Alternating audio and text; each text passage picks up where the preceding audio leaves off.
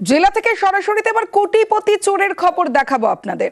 এই হলো অমিত দত্ত, পেশা কি চুরি করা, হাতে নাতে ধরাও পড়ে।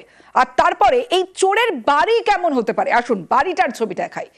এই হলো চোরের রাজপ্রাসাদ।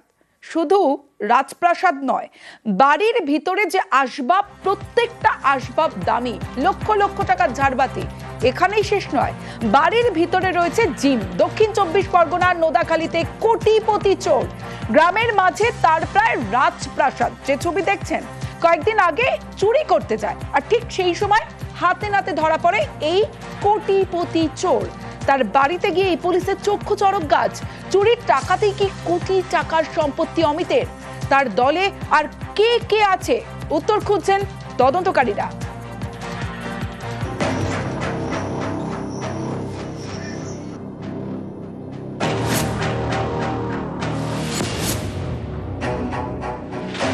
গ্রামের মধ্যে বিশাল বাড়ি, এ যেন এক রাজপ্রাসাদ, কোটি টাকার সম্পত্তি। এই বাড়ির মালিক অমিত দত্ত। চুরি করতে গিয়ে যে হাতে নাতে ধরা পড়েছে, এখন স্ত্রী ঘরে। সেই চোরের ঘরটা দেখুন।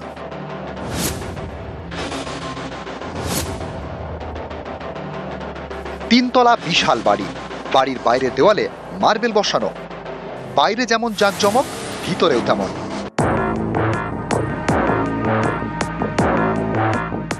ঘরের মধ্যে বড় ঝাড়বাতি, পুরো বাড়িতে মার্বেল বসানো, প্রতিটি ঘরে ফল সিলিং, দামি দামি সব ফার্নিচার। বাথরুমটা দেখুন, বিরাট বাথটব। বাড়ির মধ্যে জিম। এই রাজপ্রাসাদ দক্ষিণ 24 পরগনার নোদাখালীর ভেটকাখালীতে।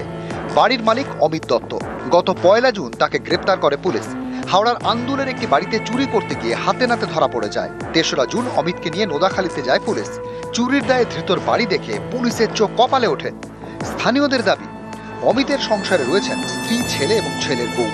আদি বাড়ি কলকাতা লাগোয়া দক্ষিণ 24 পরগনার মহেশতলায়। 13-14 বছর আগে নোদাখালীর ভেটকাখালীতে থাকতে শুরু করে অমিত। গ্রামের সরু গলির মধ্যে টিনের ঘর করে, সেখানেই এখন 3তলা রাজপ্রাসাদ। অমিত দত্তর বাড়িতে জোড়া বাইক রয়েছে, কিন্তু সাইকেলে চড়েই সে যাতায়াত করত বলে দাবি স্থানীয়দের। 13-14 বছর এসছে। উনি মহেশতলায় ওইদিকে থাকতো, বাটা। আচ্ছা, বাটানগরের দিকে থাকতো। বাটানগরে থাকতো। দেখি না উনি এখন মানে বাড়ি করেছে, শখ আছে। হ্যাঁ, শখে করেছে। লোক তো চিরকাল তো মানে মাটি ঘরে বাস করে না। মানে গ্রামের কোনো লোক উনি পেশায় কি করতেন সেটা কেউই না, কেউ জানতো না। কি ঘটনা ঘটেছে আমি জানি না। মানে চুরির ঘটনার একটা অভিযোগ উঠছে যে হাওড়া রাজাপুর থানা। আমরা বলতে পারবো না কি হচ্ছে না হচ্ছে, সেটা আপনারা যান, গিয়ে ওখানে গিয়ে জিজ্ঞাসা করুন। পুলিশ কর্তারা কি ওখান থেকে, ওই থানা থেকে এসেছিল? এখানে এসে বিরক্ত করবেন না, বারবার এসে যা বলার ওখানে থানা থেকে খোঁজ নিন। গত 1 জুন হাওড়ার আন্দুলের রাজাপুরে চুরি করতে যায় অমিত, সঙ্গে আরো কয়েকজন। খবর পেয়ে তাদের ঘিরে ফেলে পুলিশ। বাকিরা পালিয়ে যায়, অমিতকে ধরে ফেলে পুলিশ। চোরেদের এই গ্যাংয়ে আর কারা রয়েছে, এই গ্যাংয়ের মাথাকে, এইসব প্রশ্নের উত্তর খুঁজছেন তদন্তকারীরা। দক্ষিণ 24 পরগনা নোদাখালী থেকে সমীর মণ্ডল, নিউজ 18 বাংলা। ব্যাটারি চালিত গাড়ির পর এবার ব্যাটারি চালিত নৌকা। দক্ষিণ 24 পরগনার ফেরিঘাট থেকে ব্যাটারিতে চলছে নৌকা। এতে কমছে দূষণ, নৌকা চালানোর খরচও কমছে। সৌজন্যে পাথর প্রতিমা ব্লক প্রশাসন।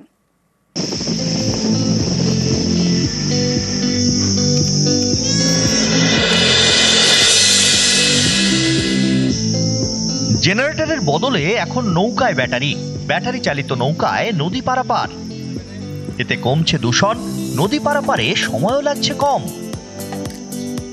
ফেরিঘাটের পাশেই সৌর বিদ্যুৎ চালিত চার্জিং স্টেশন, সেখান থেকে ব্যাটারি চার্জ করা হচ্ছে।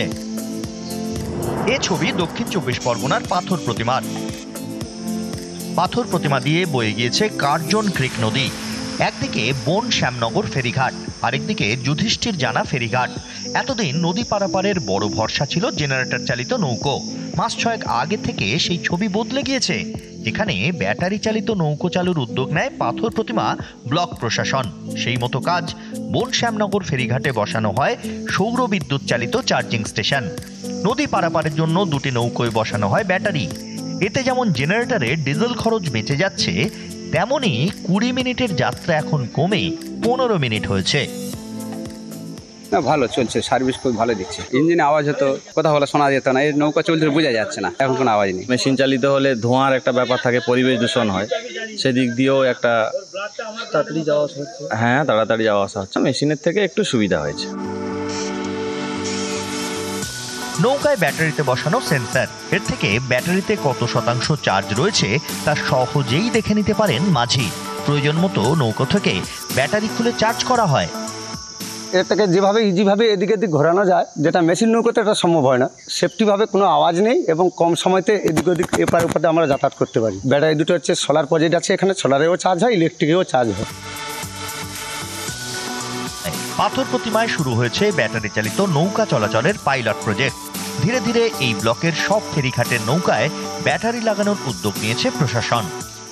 আমাদের বর্তমান ডিজেলের যা মূল্য, খেয়া ডাক উত্তরোত্তর যেভাবে বৃদ্ধি পেয়েছে, তাতে আমাদের খরচ কমানোর জন্য আমাদের দীর্ঘদিন একটা চিন্তাভাবনা ছিল। সোলার প্রজেক্ট যে বসানো হয়েছে, সেখান থেকে চার্জিং স্টেশনটা আছে, আমাদের চার্জ করে ব্যাটারি চালিত ইঞ্জিনটা আমাদের নৌকাতে বসানো হয়। দক্ষিণ 24 পরগনা থেকে বিশ্বজিৎ হালদার, নিউজ 18 বাংলা।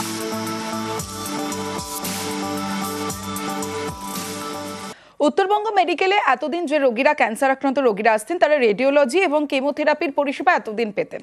এবার ক্যান্সারের যাবতীয় চিকিৎসা হবে এক ছাদের তলায়।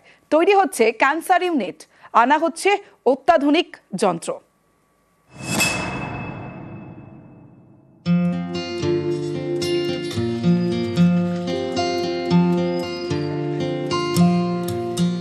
শিলিগুড়িতে উত্তরবঙ্গ মেডিকেল অন্যান্য রোগের পাশাপাশি এখানে চলে ক্যান্সারের চিকিৎসা প্রায় 30 বছর ধরে সম্পূর্ণ বিনামূল্যে। কিন্তু এতদিন ক্যান্সারের নির্দিষ্ট ইউনিট ছিল না। এবার উত্তরবঙ্গ মেডিকেলে তৈরি হচ্ছে ক্যান্সার ইউনিট।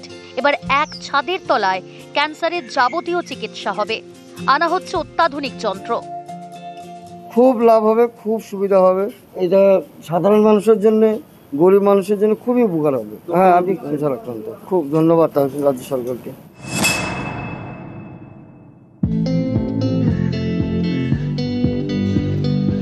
উত্তরবঙ্গ মেডিকেলের স্ত্রীরোগ শিশুদের ওয়ার্ডের পাশের একটি ঘরে এতদিন ক্যান্সারের ট্রিটমেন্ট চলত।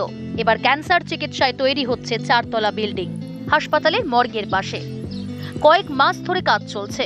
এতদিন শুধু রেডিওলজি এবং কেমোথেরাপি চলত। এর সঙ্গে জুড়তে চলেছে আরও অত্যাধুনিক চিকিৎসা পরিষেবা। পাশাপাশি বাড়ানো হবে বেডের সংখ্যা। উত্তরবঙ্গ মেডিকেলে ক্যান্সার বিভাগে এতদিন ছিল 90টি বেড, এবার বেড বেড়ে হবে 200। প্রতিদিন আরও বেশি রোগী দেখা হবে। ক্যান্সার চিকিৎসায় এখন 8 জন ডাক্তার। নতুন ইউনিট চালু হলে ডাক্তারের সংখ্যাও বাড়ানো হবে।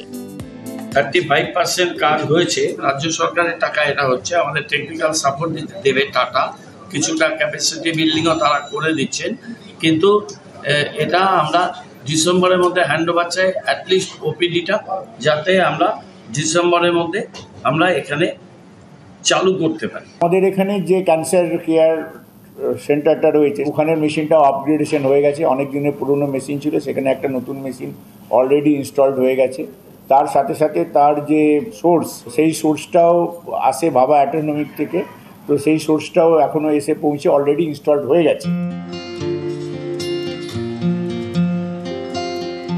শিলিগুড়ি থেকে বিশ্বজিৎ মিশ্র এবং পার্থপ্রতিম সরকার, নিউজ 18 বাংলা।